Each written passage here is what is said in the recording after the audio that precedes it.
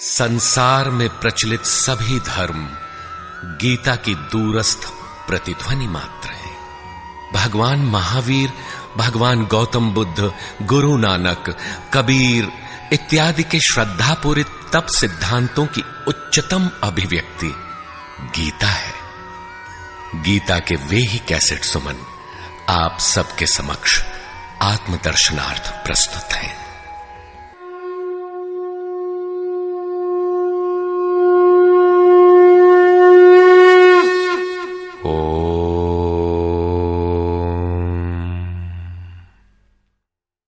श्री परमात्मने नमः।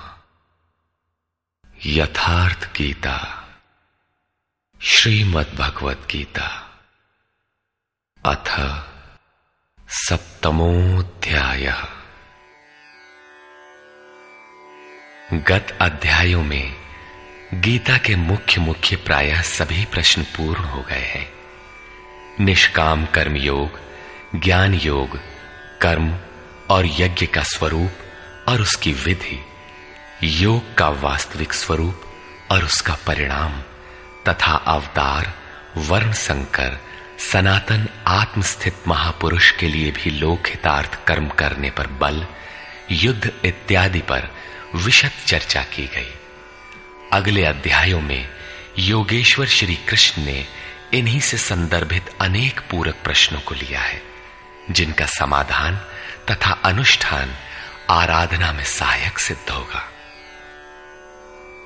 छठे अध्याय के अंतिम श्लोक में योगेश्वर ने यह कहकर प्रश्न का स्वयं बीजारोपण कर दिया कि जो योगी मद्गतेनांतरात्मना, मुझ में अच्छी प्रकार स्थित अंतःकरण वाला है, उसे मैं अतिशय श्रेष्ठ योगी मानता हूं। परमात्मा में अच्छी प्रकार स्थिति क्या है? बहुत से योगी परमात्मा को प्राप्त तो होते हैं, फिर भी कहीं कोई कमी उन्हें खटकती है। लेश मात्र भी कसर न रह जाए, ऐसी अवस्था कब आएगी? संपूर्णता से परमात्मा की जानकारी कब आएगी, कब होती है? इस पर योगेश्वर श्री कृष्ण कहते हैं, श्री भगवान उवाच मय्यासक्तमनाः पार्थ योगं युञ्जन्मदाश्रयः असंशयं समग्रं मां यथा ज्ञास्यसि तच्छृणु। पार्थ, तू मुझ में आसक्त हुए मन वाला, बाहरी नहीं अपितु मदाश्रय अर्थात मेरे परायण होकर योग में लगा हुआ, छोड़कर नहीं, मुझको जिस प्रकार संशय रहित जानेगा उसको सुन, जिसे जानने के पश्चात लेश मात्र भी संशय न रह जाए। विभूतियों की उस समग्र जानकारी पर पुनः बल देते हैं।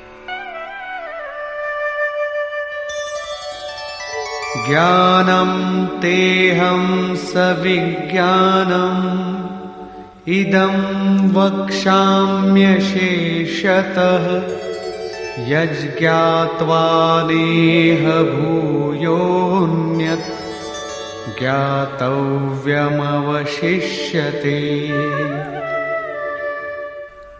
मैं तेरे लिए इस विज्ञान सहित ज्ञान को संपूर्णता से कहूंगा। पूर्ति काल में यज्ञ जिसकी सृष्टि करता है, उस अमृत तत्व की प्राप्ति के साथ मिलने वाली जानकारी का नाम ज्ञान है। परम तत्व परमात्मा की प्रत्यक्ष जानकारी का नाम ज्ञान है। महापुरुष को एक साथ सर्वत्र कार्य करने की जो क्षमता मिलती है, वो विज्ञान है। कैसे वो प्रभु एक साथ सबके हृदय में कार्य करता है, किस प्रकार वो उठाता, बैठाता और प्रकृति के द्वंद्व से निकालकर स्वरूप तक की दूरी तय करा लेता है, उनकी इस कार्य प्रणाली का नाम विज्ञान है। इस विज्ञान सहित ज्ञान को संपूर्णता से कहूंगा, जिसे जानकर, सुनकर नहीं, संसार में और कुछ भी जानने योग्य नहीं रह जाएगा। मानने वालों की संख्या बहुत कम है।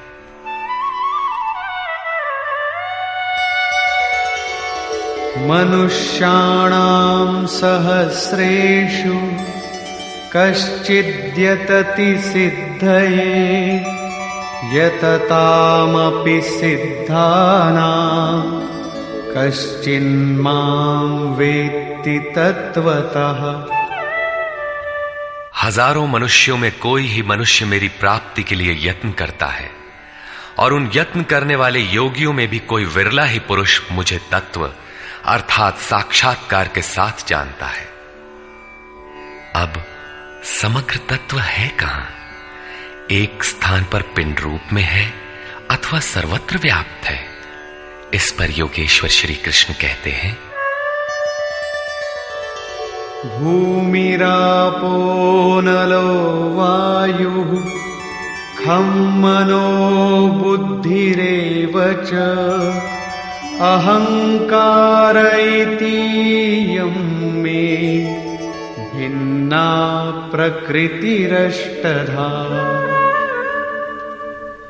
अर्जुन, भूमि, जल, अग्नि, वायु और आकाश तथा मन, बुद्धि और अहंकार, ऐसे ये 8 प्रकार के भेदों वाली मेरी प्रकृति है।